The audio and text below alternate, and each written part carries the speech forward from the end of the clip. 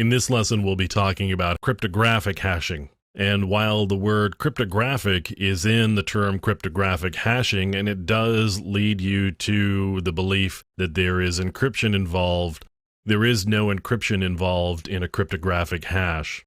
There is a significant difference between hashing and any sort of encryption, and that is primarily that encryption is a two-way process. When I encrypt a piece of data or a file or anything else, what I'm doing is putting it into a state where I expect to be able to get it back out again. In other words, when I encrypt a file, I expect to be able to decrypt the file and get the original contents back. Hashing is a one-way function. Once I've hashed a piece of data or a file, there is no expectation and no ability to get the original piece of data back. Hashing generates a fixed length value, and different types of hashing will generate different length values. For example, MD5 will generate a different length value than SHA-1 hashing. They're both hashing algorithms, but they generate different length values. The resulting value from a hash function should bear no relation at all to the original piece of data. As a matter of fact, if two inputs generate the same hash value, it's called a collision.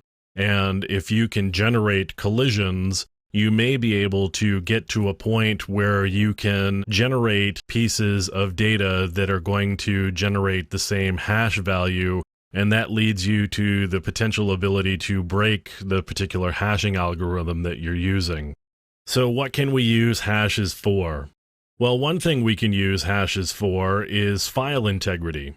We can run a hash on a file and get a value back, and later on we can check that value to make sure that it's the same. If it's the same, I can be sure that it was the same file that was hashed in both instances.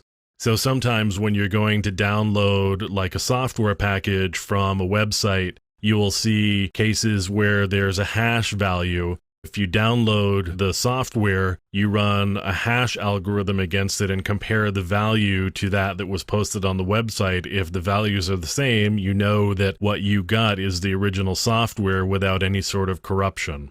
So we can show you a simple hash process here. Run MD5 sum. This is on Linux, but you can get a version of MD5 or an MD5 summation program for Windows, and Mac OS comes with a utility called MD5, which does the same thing. So I have a file here called ca.crt. I'm going to run an MD5 sum against it, and I get a value back. Since it's the same file, I'm going to get the same value back every time. Another use for hashing that you will often see is we hash passwords. The reason for hashing passwords is so you're not storing the clear text password, which would be easily seen, even if you've got it protected with permissions. If I hash the password, every time I hash that password, I'm going to get the same value back from the same algorithm. So what I do is I store the hash in some sort of password database. Since it's a one-way function, you can't get the password back directly from the hash. Now what you can do, most password cracking programs do some variation of this, is you generate hashes against a list of words until you get a hash value that matches the one in the password file. Once you've got the hash that matches the one in the password file, you know what the password is. And here's where we come back to the idea of collisions.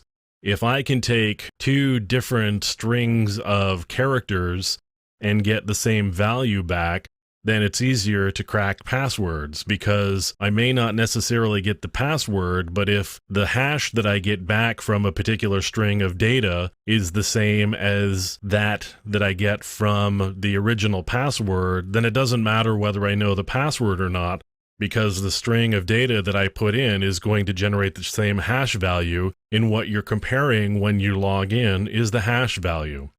So let's say the strings dog and cat got the same hash value.